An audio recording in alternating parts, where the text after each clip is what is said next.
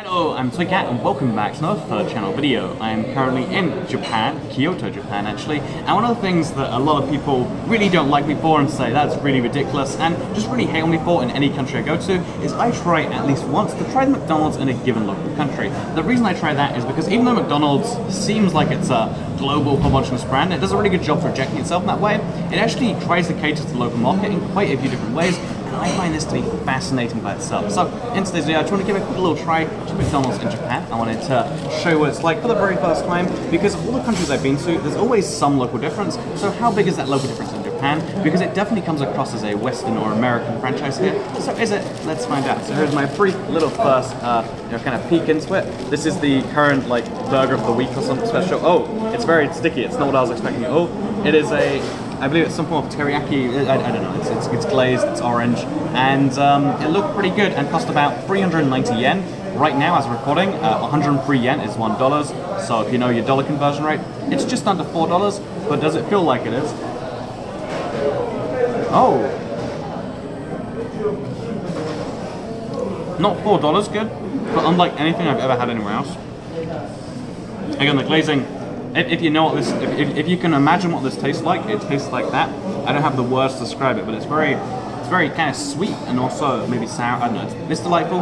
Then there's some salad, a little bit of egg something going on there. Really good, delightful mix right there. We've also got some fries over here that are totally on my plate, as you can see. Which, as interesting enough, I've tried. This is the only thing I've tried before. Exactly the same as everywhere else in the world. So fries, a little bit more expensive, but you get the same McDonald's deal you want everywhere. And the two things I'm really hyped for, because, like I said, McDonald's has a lot of the same items everywhere in the world. You can get a generic burger of some form everywhere you want to. However, for $290, you can get a McFlurry. McFlurries do vary a lot over the world. In the UK, they're a cheap item. In mainland Europe, they can be kind of expensive one. In Japan, they are $290, by the way. Oh! This is a black butter McFlurry, and it might be the best McFlurry I've ever had.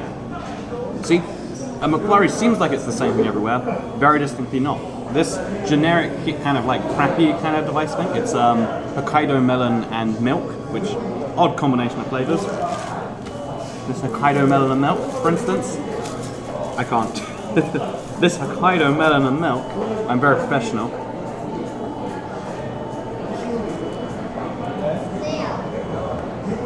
We'll ignore the dripping. Oh, and that's very different as well. That's, again, the flavor palette is entirely different. Even though the basic idea behind the items is the same here, this has been one of the most delicious drinks. It costs $450, so about $4.50, £3 something, a bit more expensive than normal. This is a bit more expensive than normal, and I feel like the burger is, but as a whole, as a generic meal, you'll spend about the same, but you'll get something entirely different. And that's just something I want to kind of mention. One of the things I'd love to talk about sometime is McDonald's around the world, because trying to cater as hard as you can to the local audience while seeming like you're the same thing is the opposite of what you might seem like you want to do, but I find it fascinating. McDonald's, different all around the world, and you should try it in a different country. Anyway, thank you very much for watching. It's the third channel, Toycat. Bye.